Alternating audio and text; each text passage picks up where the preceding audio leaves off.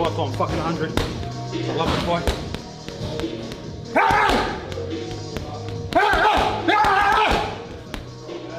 Live for this shit. Live this shit. What's going on, guys? It's your boy CMB, back in the building, back with another video. Don't forget to subscribe to the channel. Now, let's get into this one really quickly. I want to talk a little bit about George Kambosos Jr.'s energy leading up to this fight with Devin Haney, guys.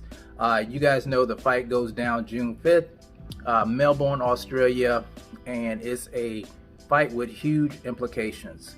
Not only is it for Undisputed, it's for the person who wins this fight will be the first Undisputed champion at lightweight in the 4-belt era. So this is a fight with legacy written all over it. Now, on one side, of course, we have George Kambosos Jr., who is a unified champion at 135 pounds. He's a WBO, IBF, WBA, and he's also the WBC franchise champion.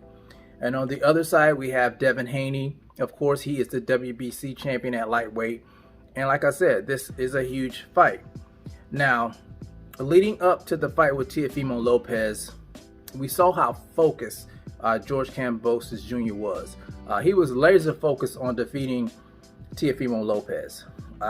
You can see it in his eyes, in the interviews, at the press conferences, and I say it all the time. You know, even though if your opponent is not well known, you know, you never want to overlook them.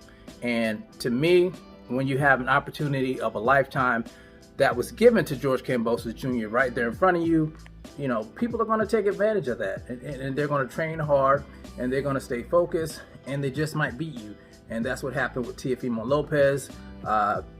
It's possible that he could have overlooked Kambosos Jr. And now George Kambosos Jr. is the unified champion. Now, he hasn't kept the same energy going into this fight with Devin Haney. It's apparent. After the fight, him and Devin Haney talked about facing off with each other. Devin Haney talked about he'd fight him on the moon, and things just started to shift. George started talking about facing, I think, Gervonta Tank Davis.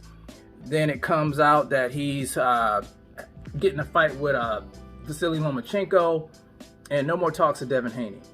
Now, we all know Devin Haney, I think Gervonta Tank Davis did not want that fight. He passed on it. And Lomachenko, we know he had to go back to his homeland, his country of the Ukraine, to help with the war. God bless him. God bless the people over there.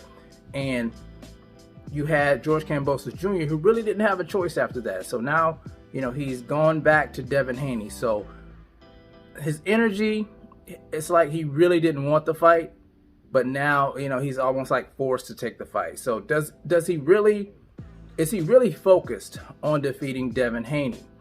I'm not quite sure about that. I'm not quite sure is he really focused on defeating Devin Haney.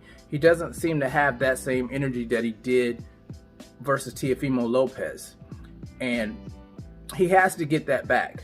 If he's planning on defeating Devin Haney, he has to be laser-like focused, and I just don't see the same focus as I did leading up to the Teofimo fight, even though there was a lot of hiccups with that fight for them to get that fight made. There was a lot of stuff going on. You guys remember all that stuff. But him not wanting to face Devin Haney right off for Undisputed, I can only think of, you know, a few things. First of all, he talked about facing Gervonta Tank Davis. I can see that as a big money fight. You know, I can't see him winning that fight, but, you know, he's going to make huge money in that fight if he faces off against Gervonta Tank Davis. Probably get knocked out in that fight. And that's the only thing I could see him wanting that fight at the time, is because it's a huge money fight. In the Lomachenko fight, why would he rather face Lomachenko, who doesn't really have anything to offer right now, instead of facing Devin Haney?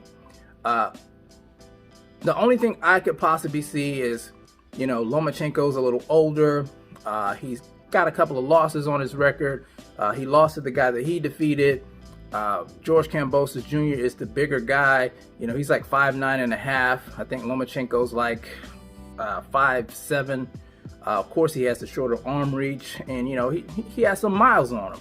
So he was probably looking at that and saying, okay, if the guy I defeated him, then he might not have a chance with me. That's the only thing I can see from that. Instead of going after the legacy right away, instead of going after what he promised Devin Haney right away, it's not the same energy, and it's quite unfortunate. But do I think going into this fight, George Kambosos Jr. is going to be an easy win for Devin Haney? No, I don't. I think George Kambosos Jr. is just as good as any of those guys at 135. We all know styles make fights. A lot of people don't want to face Devin Haney because of the style that he possesses. You know, he's very elusive. He has fast hands. He has minimal power. He's not a power guy, but you know that might come with time. But you know, he's a hell of a boxer, and I can understand why a lot of fighters don't want to face him. But if you're going to be a champion, in my opinion, if you're going to be a champion, especially a champion that's unified, you know, you're going to have to face a tough competition, in my opinion. So let's hope this fight is entertaining. Like I said, it's a fight for legacy. It has huge implications, and I know a lot of us boxing fans are going to keep our eye on this.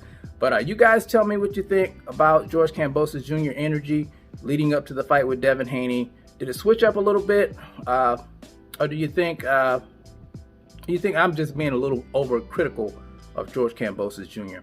Let me know in the comment section, guys. It's the CMB. I'll talk to you guys in the next one, and I'm out. Peace.